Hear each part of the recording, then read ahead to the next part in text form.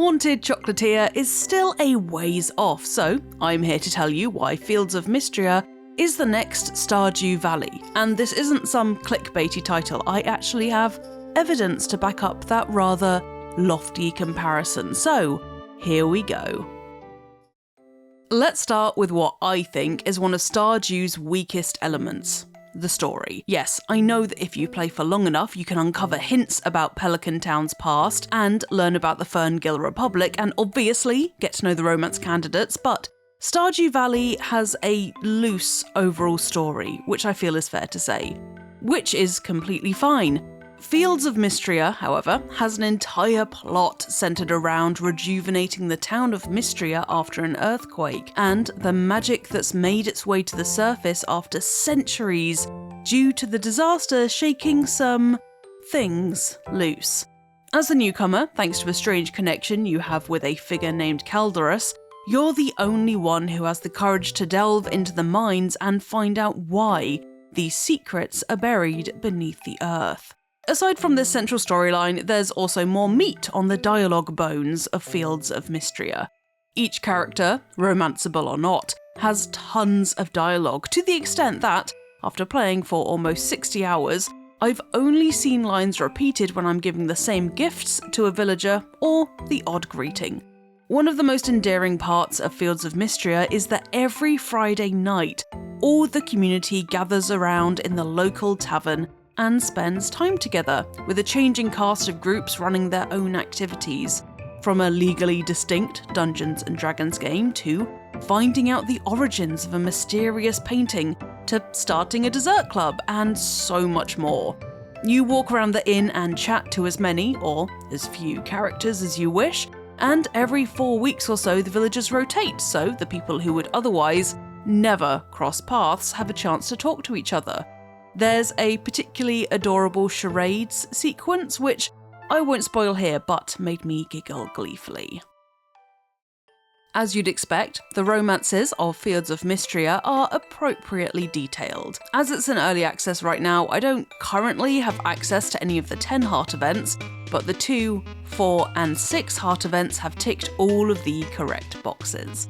Deeper connections with the subject of your affection, getting to peek behind the persona they project to the rest of Mistria, and, of course, flirting. I've got almost every single heart event for every single romance candidate, and what I love about them is how different they all are.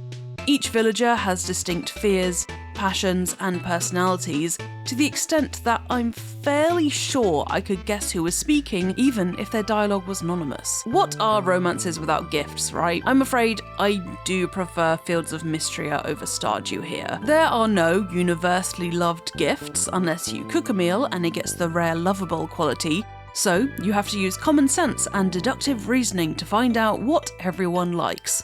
Or you could look it up online, which fair. Anyway, the gifts each character prefers are an exercise in lateral thinking. Juniper, the witch, will prefer things like frogs, newts, and ancient relics related to the witch queen. Raina is a gifted cook, so she likes getting particular dishes and hard-to-come-by ingredients. Hayden is a farmer and has a particular weakness for an ancient statue of a horse, and so on and so forth. With a combination of guesswork and the hints the villagers give you, working out who likes what rewards you for taking into account their full character, as opposed to what the most monetarily valuable objects in the game are, and everyone therefore prizing them. The amount of care put into Fields of Mistria's requests is something I need to talk about too. They're like the notices that get put up on the bulletin board in front of Pierre's in Pelican Town, except every single one of them has custom handwritten flavour text, justifying why the villager in question needs whatever they're asking for. And you know what? They're all good reasons. There's no Radiant Quest vibes here, and each person behind each request makes sense, as opposed to being randomly assigned. Small touches like that makes Fields of Mistria feel authentic, not breaking you out of the mystical farmer fantasy because you're wondering why on earth Valen, the reserved doctor, is suddenly using a ton of exclamation marks. In a similar way, husbandry has rewards beyond produce, with another small tweak that makes you more invested in the happiness of your cows chickens, and whatnot. Every time you pet your animals, they drop a unique currency, colourful beads, which can be spent on surprise rewards on Hayden's farm. Hayden is also around to help, or whenever you become a bit overwhelmed with taking care of your creatures, or maybe just preoccupied with making your way through the mines from dawn till dusk. Daycare. For a fee, Hayden will come and feed your animals each day, cutting precious hours from your chores so you can focus on other time-sensitive tasks. Fields of Mistria's gameplay is very similar to the tried and tested and oh so addictive gameplay loop that Stardew Valley has. However, one core difference is that Mistria has skill caps that will prevent you from crafting particular bits of furniture or dishes until you're a high enough level, meaning you can't skip out on the basics and are presented with a gradual difficulty curve to craft what you need to craft, say, a witchcore cottage.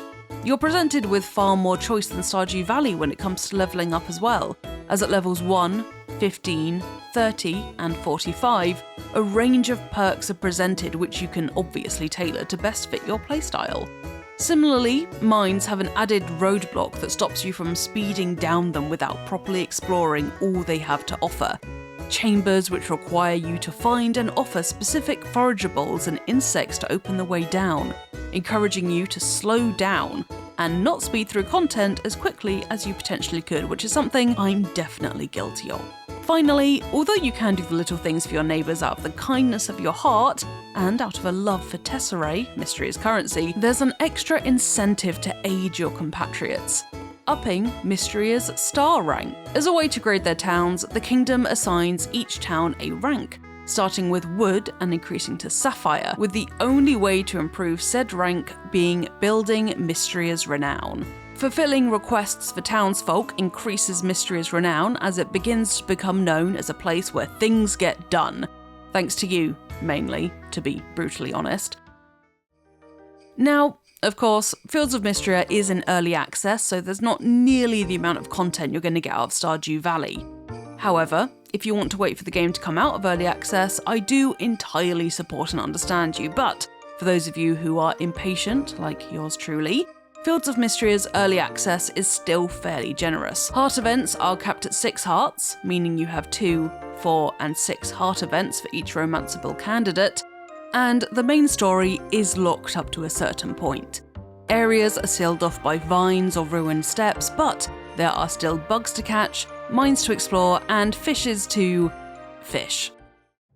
I absolutely love Fields of Mistria and firmly believe it is going to be the next Stardew Valley, and I would urge you to wishlist it on Steam if you feel like you're missing some Stardew Valley in your life because you've been playing it for far too long, which is entirely understandable. The world of mods is fantastic, but I really need Haunted Chocolatier, I'll be honest with you. So, are there any other games like Stardew Valley that you think I, a cozy game addict, should know about? Let me know in the comments below. Feel free to like and subscribe to Eurogamer for more videos, probably by me, about Stardew Valley and other cozy games. And in the meantime, I am gonna go and put hats on my farmyard animals, because yes, that's something you can do in Fields of Mistria, so I'll see you folks next time.